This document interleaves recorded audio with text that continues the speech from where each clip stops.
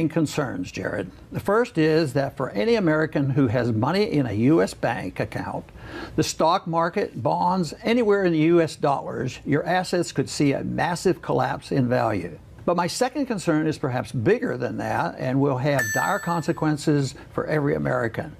You see, as I said, our government is broke. As a result, they're going to take very desperate and even radical measures that might seem unconstitutional in order to save our financial system. In short, Jared, I believe the government could soon enact what I call financial martial law. Martial law, you mean like using force?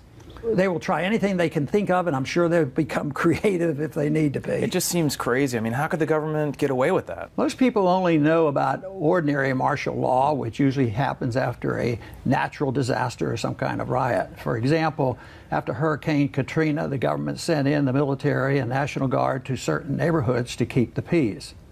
And as most people know, when martial law goes into effect, all the conventional rules of liberty go out the window. The government sets curfews, decides who's allowed in certain areas, that type of thing. And yes, they use force. Well, financial martial law is a bit different, but it's a heck of a lot scarier. They can literally come in and force you to invest in certain things, because if nobody wants government bonds anymore, and that's going to come, they'll say, well, if you have a retirement fund, you will buy government bonds. Martial law means force. When financial martial law goes into effect, all the financial rules you know about will go out the window. Everything you've earned, saved, invested in, it's all fair game for the U.S. government to seize. You think your money is yours and the government can't touch it? Not anymore. The government is going to embark on a money grab, the likes of which we haven't seen in 50 years. I don't understand. I mean, doesn't something like that completely violate the U.S. Constitution? Jared, if we see a full-blown currency crisis in this country, we will continue to see significant attacks on the Constitution and your liberties. Remember, the U.S. government will use any means necessary to protect and save the financial system. What I call financial martial law is what happens when the government finds itself in a desperate situation, very much like we're in right now, and decides to radically change the financial rules in order to keep the peace. But I haven't even told you the worst part. Every single time the U.S. government has used financial martial law in the past, it's resulted in huge losses of wealth for individuals like you and me. But I've already paid my taxes, right? I mean, how can the government just walk up and start grabbing money out of my private account? To the authoritarians, America's security and future is more important than any single individual, Jared. I've had members of the Fed tell me this personally. They've told me they acknowledge that radical Fed measures often hurt individuals, especially seniors and retirees, but it's just the price we have to pay for the greater good.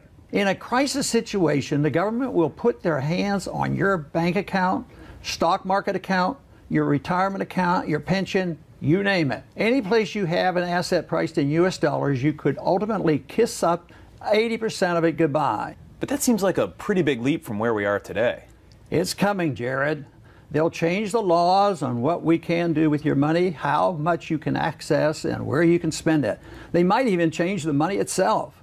The people will eventually have to wake up and find out what's going on. When I show you what's being proposed, I think you'll be pretty surprised. American history has shown us many times that when the government needs to save itself, it won't hesitate to steal your money. So you're saying the government has done this type of thing before, right here in America? Several times. For example, what if I told you every U.S. dollar you have in the bank right now could one day be worth just a single penny? Look it up in the history books, Jared. In the earliest years of our country, there was a Continental Congress who was as desperate for money as our current government is today. But then there was no Federal Reserve, so they created something called Continentals, bills of credit, or Continentals for short. In essence, they printed money out of thin air. They issued more than $240 million worth of Continentals and then forced it on the people. What do you mean by force? Anyone who refused to accept America's new Continental funny money faced stiff penalties. In Virginia, for example, refusing to accept the new currency for an existing debt amounted to a cancellation of that debt. And you can probably guess what happened. The money was so inflated, The exchange rate fell from 1 continental per silver dollar to 40 to 1 and then 75 to 1 in little more than a year. Ultimately, continentals fell 99% in value in just a few years, and the federal government reneged on their promise to pay continentals with precious metals. So anyone left holding this worthless currency was entitled to receive just a penny for every dollar, a near total destruction of wealth. All right, but wait, Dr. Paul, that was a long, long time ago. I mean, before our current government even existed. I mean, they wouldn't do something like that now, would they? No, it happened over and over in 1971, 1933. It even happened with one of the most trusted U.S. presidents in history.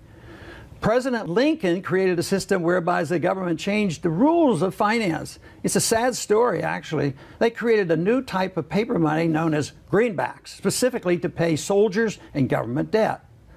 Meanwhile, the government itself didn't touch greenbacks, but they demanded taxes to be paid in silver and gold coins. So a double standard. Double standard for sure. And the new money plummeted in value, dropping 66% over several years. It took U.S. soldiers 15 years before they could ultimately redeem their greenbacks for an equivalent value of gold. Yeah, but still, again, that was during the Civil War, right? So before America was the most powerful country in the world. Yes, it was, but I hope you're starting to see a pattern here, Jared. Broke and desperate governments do truly desperate things. For example, what if I told you the government might put out a recall on your money, forcing you to turn it into federal banking facilities in exchange for something less valuable? I don't know. That sounds something like you would see in China or Russia, but not here. Well, Franklin Delano Roosevelt did exactly that when he gave Americans just 1 month to turn in all their gold bullion, common gold coins, and gold certificates to any member bank of the Federal Reserve System. Is that what actually happened? Look it up in the history books, Jared. 1933.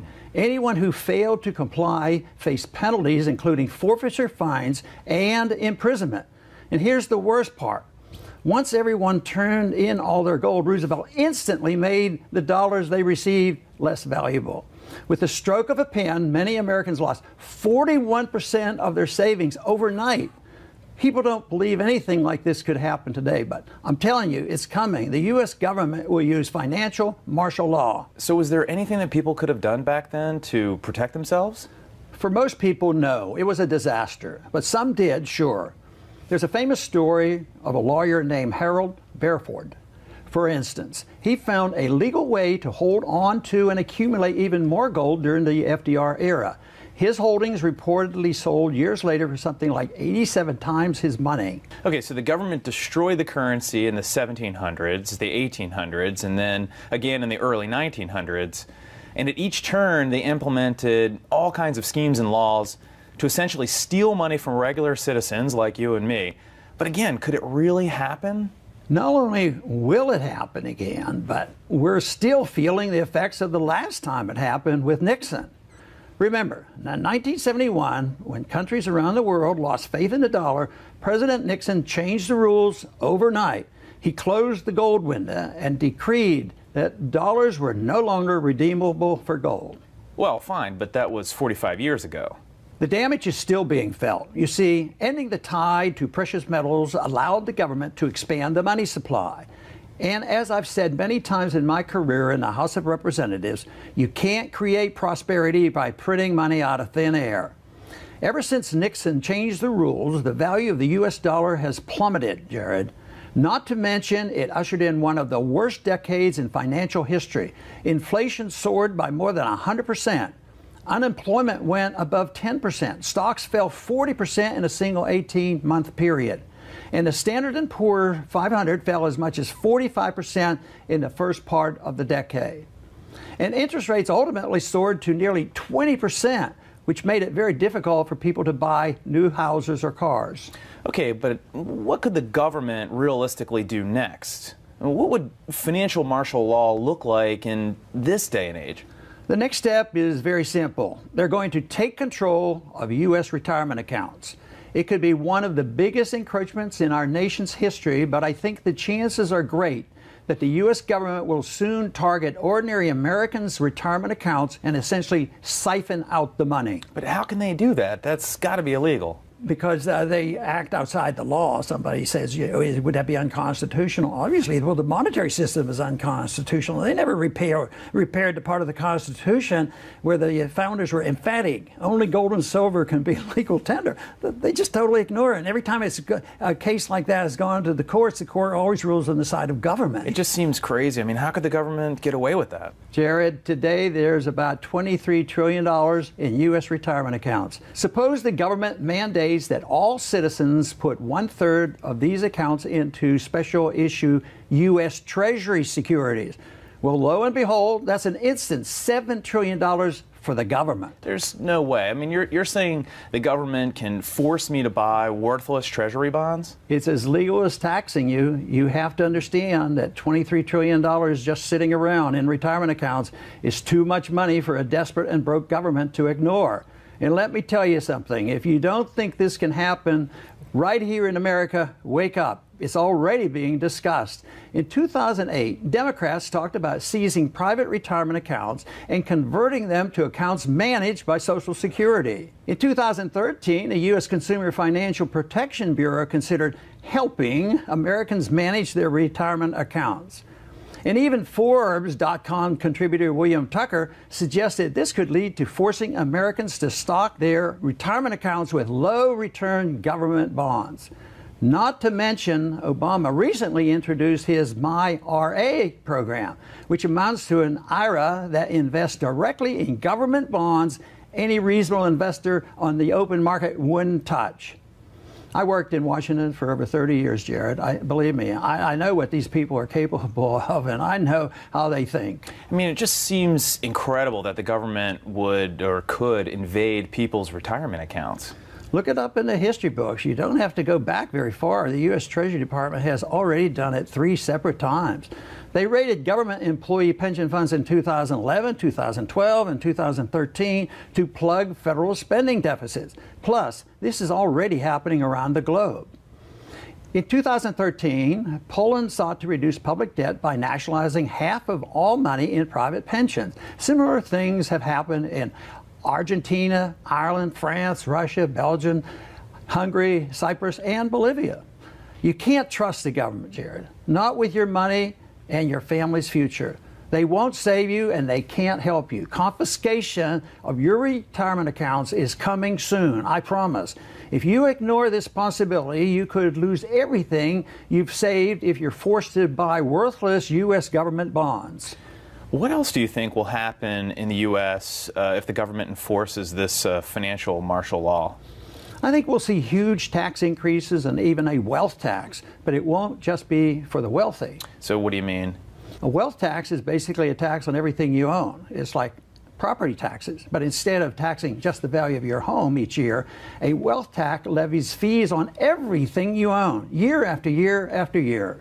Now, how could the government possibly get away with that? The government makes the rules, Jared, not you or me. In a crisis situation like the one that's unfolding right now, they'll get away with just about anything. In many parts of the world, like France and India, similar wealth taxes already exist. And how does a wealth tax work? Take India, for example. In India, the government tallies up everything you own, stocks, bonds, real estate, retirement accounts, you name it. Then you're forced to pay 1% tax for every penny of net worth over $48,000. And yes, you pay that every single year. And the people actually agree to this? They don't have a choice. Evading this tax is a criminal offense. You go to jail for 7 years for underreporting your wealth in India. They also impose a penalty of up to 500% on any unreported amount. Oh, that's crazy. Well, get used to it because it's coming here too.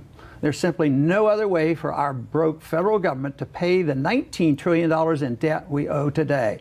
And there's no other possible way to close out the $200 trillion fiscal gap, which is the obligations we've already promised in the future. Absolutely, positively, no way possible. So again, with financial martial law, what else could happen? Well, here's something else. I think most Americans are going to be rudely shocked in the coming months, and that's retroactive taxes. What are retroactive taxes? It's something that a lot of broke states are already trying right now. They're basically saying, you thought your taxes were paid for last year? Nope. Think again. We just passed a new law. Turns out you owe us up to an additional 3% on your income earned. Send us a check or else. And you say that this is already happening? Most recently in California, these kinds of retroactive tax increases have also been passed in Washington, Michigan, and Connecticut to help fund budget shortfalls. They say it's only temporary, of course, but we all know how that works in government. Temporary solutions have a nasty habit of becoming permanent. Dr. Paul, has it really come to this? I mean, when did it become okay to confiscate money from ordinary, hardworking Americans to fund out-of-control government spending? And when did it become okay to retroactively increase taxes or mess around with our retirement accounts? Isn't there anything that can stop the government from taking this idea of financial martial law any further than it's already gone? I wish I could say yes, but no. The politics of our economy prevents them from making the right decisions. And that's why I'm here issuing this warning today. You absolutely must learn how to protect yourself, whether you've got $10,000 or $10 million in the bank. It won't matter. The government's coming for you and your money. And once the laws are in place, good luck. So what else should I be worried about? I think negative interest rates are on the way. That means instead of earning interest on money you have in the bank, you would have to pay the bank to hold your money for you. Sounds crazy maybe, but this is all a consequence of what the Fed has been doing over the past decade, when trillions and trillions of artificial new dollars made their way into the economy. So I recommend you find a safe place you can keep money and still earn a decent return. Keep in mind, other governments around the globe have already tried to print money in massive quantities to pay their debt. In just the past 100 years, we've seen this scenario play out in Germany, Russia, Austria, Argentina, Brazil, Chile, Poland, Ukraine, Japan, and China. And of course, Zimbabwe. And guess what? In every single case, printing and borrowing money has always led to a currency crisis. The United States won't be an exception. We might be able to stave it off for a while and let this debt bubble get bigger and bigger. But it's going to pop at some point, Jared. Mark my words. So let me ask you something. Is there any chance that none of this stuff will come to pass? No, no chance. The United States is not immune to the basic laws of economics and finance. No country in the history of mankind has ever managed to avoid the laws of economics.